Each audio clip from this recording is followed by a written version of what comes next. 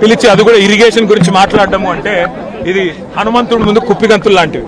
ఎందుకంటే కేసీఆర్ గారికి ఉన్నంత క్షుణ్ణమైన అవగాహన, వాగులు, వంకలు, నదులు, చెరువులు, వీటి గురించి ఇరిగేషన్ రంగం గురించి కేసీఆర్కి ఉన్నంత అవగాహన బహుశా భారతదేశంలోనే ఈరోజు సమకాలీన రాజకీయాల్లో ఏ రాజకీయ నాయకుడు కూడా ఉండదు. మరి అట్లాంటిది కేసీఆర్ గారిని పిలిచి లేదు అడుగుతామంటే హనుమంతుడి ముందు కుప్పిగంతులే అవుతుంది. ముమ్మాటికి నిజాలు అల్టిమేట్ గా తేల్తాయి, ధర్మము న్యాయమే గెలుస్తుంది. అల్టిమేట్ గా కేసీఆర్ గారి పేరు చరిత్రలో సువర్ణాక్షరాలతో తెలంగాణను సాధించిన నాయకుడిగా, తెలంగాణను సస్యశ్యామలం చేసిన నాయకుడిగా చరిత్రలో సువర్ణాక్షరాలతో లిఖించబడుతుంది.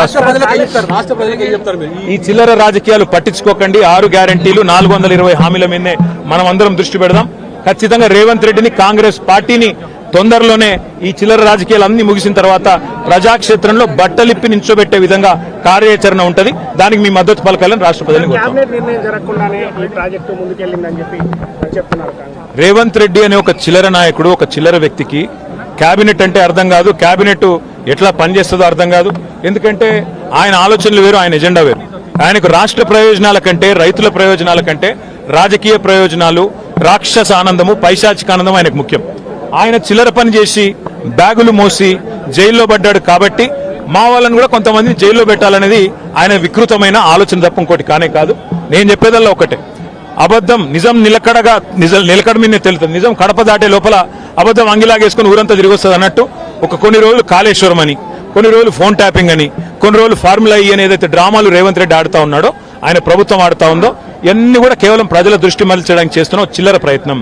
420 హామీలు, 6 గ్యారంటీలు అమలు చేయలేని ముఖ్యమంత్రి, చివరికి మంత్రివర్గ విస్తరణ చేయలేని ముఖ్యమంత్రి, చివరికి మంత్రివర్గ విస్తరణ చేసిన పోర్ట్ఫోలియోలు కూడా కేటాయించుకోలేని ఒక అసమర్థ ఫెయిల్యూర్ చీఫ్ మినిస్టర్. ఆయన ఫెయిల్యూర్ ని కప్పిపుచ్చుకోవడానికి చిల్లర ప్రయత్నాలు చేస్తున్నాడు. అంతకంటే చేసేదేం లేదు. కేసీఆర్ గారితో ఇరిగేషన్ గురించి మాట్లాడడం అంటే హనుమంతుడి ముందు కుప్పిగంతులాగా ఉంటుంది. ఎందుకంటే కేసీఆర్ గారికి సమకాలీన రాజకీయాల్లో భారతదేశంలో ఆయనకున్నంత క్షుణ్ణమైన అవగాహన, నదులు, వాగులు, వంకలు, చెరువులు ఏం చేయొచ్చు అనేది, ఏం చేసి చూపెట్టిందో కూడా కేసీఆర్ నాయకత్వం తెలంగాణ ప్రజల ముందే ఉంది. బ్రహ్మాండంగా తెలంగాణను 1 కోటి ఎకరాల మాగాణం చేసి వరిధాన్యం ఉత్పత్తిలో పంజాబ్ను, హర్యానాను దాటిపోయి తెలంగాణ అనే కరువు పాలిత ప్రాంతాన్ని ఇవాళ భారతదేశంలో అగ్రభాగాన్ని నిలబెట్టినందుకు కేసీఆర్ గారికి నోటీసులు ఇస్తారా? లేదా ప్రపంచంలోనే అతిపెద్ద లిఫ్ట్ ఇరిగేషన్ ప్రాజెక్టును 4 ఏళ్లలో ప్రజాస్వామ్య భారతదేశంలో కట్టినందుకు మీరు నోటీసులు ఇస్తారా? దేనికి ఇస్తారు కేసీఆర్ కు నోటీసులు? అన్ని చర్చలు కూడా ఇవాళ కమిషన్ ముందు జరుగుతాయి. ఎన్ని ప్రశ్నలు అడిగినా వాటికి సమాధానాలు సమర్థవంతంగా మేము చెప్తాము. ఇప్పటికే హరీష్ రావు గారి ప్రజెంటేషన్ తోనే కాంగ్రెస్, బీజేపీ నాయకులు ఫ్యూజులు ఎగిరిపోయినాయి. ప్రజలకు కూడా మొత్తం వాస్తవాలు అర్థమైపోయినాయి. వాడు కొత్తగా చెప్పడానికి కానీ మరి అడగడానికి కానీ వాస్తవంగా ఏం లేదు. కానీ సాంకేతికంగా పిలవాలి కాబట్టి పిలిచడం నేను అనుకుంటాను. రేవంత్ రెడ్డి వాళ్ళ మామ దగ్గర కూర్చుంటే మంచిది. పిల్లనిచ్చిన మామ దగ్గర రేవంత్ రెడ్డి 5 నిమిషాలు కూర్చొని బుద్ధి జ్ఞానం తెచ్చుకుంటే మంచిది. సూదిని పద్మారెడ్డి గారు, గీత గారి తండ్రి, వారు చెప్పినారు 94,000 కోట్ల ఖర్చైన ప్రాజెక్టులో 1,00,000 కోట్ల అవినీతి అనేది ఒక తెలివి తక్కువ అంటున్నాడు. మరి ఆ తెలివి తక్కువ ఆయన అల్లుడు, మా కర్మగాలి. ఆ తెలివి తక్కువ ఇలా రాష్ట్రానికి ముఖ్యమంత్రి.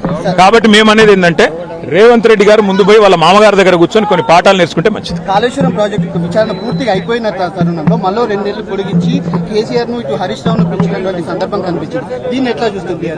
ఖచ్చితంగా కక్ష సాధింపు, రాజకీయ వేధింపు తప్ప ఇందులో ఏమీ లేదు. నిజం నిలకడ మీద తేలుతుంది. ముమ్మాటికి అల్టిమేట్ గా ప్రజాక్షేత్రంలో, న్యాయస్థానాల్లో ఎక్కడెక్కడైతే ఇవాళ ఈ విచారణను, ఈ వేధింపులను ప్రజలు గమనిస్తున్నారో, 1 కోటి ఎకరాల మాగాణం చేసి పంజాబ్ ను, హర్యానాను దాటే విధంగా తెలంగాణలో వ్యవసాయ ఉత్పత్తి పెంచిన కేసీఆర్ గారి మీద వేధింపుకు పాల్పడితే తప్పకుండా ప్రజాక్షేత్రంలో ప్రజలు బుద్ధి చెప్తారు. 1.5 కాలంగా ఒక ప్రాజెక్టు డిపిఆర్ గానీ, కనీసం శంకుస్థాపన గానీ, ఒక ఇటుక పెట్టి కట్టే దాఖలాలు లేవు. ఎట్లా చూస్తారు కాంగ్రెస్ పార్టీ? ఎట్లా చూసేదేముంది? ఇటు కూలగొట్టడానికి వచ్చింది తప్ప కట్టనికి రాలేదు. ఈ పేదల ఇండ్లు కూలగొట్టడం, ఇట్లాంటి ప్రాజెక్టులు కూలగొట్టడం, విధ్వంసకరమైన ఆలోచనలు, రాజకీయ వేధింపులు, కక్ష సాధింపు తప్ప ఈ సన్నాసికి ఏమి చేత కాదని అర్థమవుతా ఉంది. అందులో అర్థం కాకపోవడానికి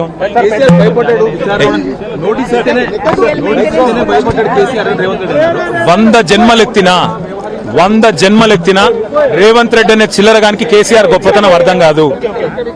రేవంత్ రెడ్డి గురువు, ఆయన జేజమ్మతోనే కొట్లాడినోడు కేసీఆర్. ఆ జేజమ్మని ఇక్కడి నుంచి తరిమేసినోడే కేసీఆర్. కాబట్టి రేవంత్ రెడ్డి అనే చిల్లరగాడు ఏం మాట్లాడినా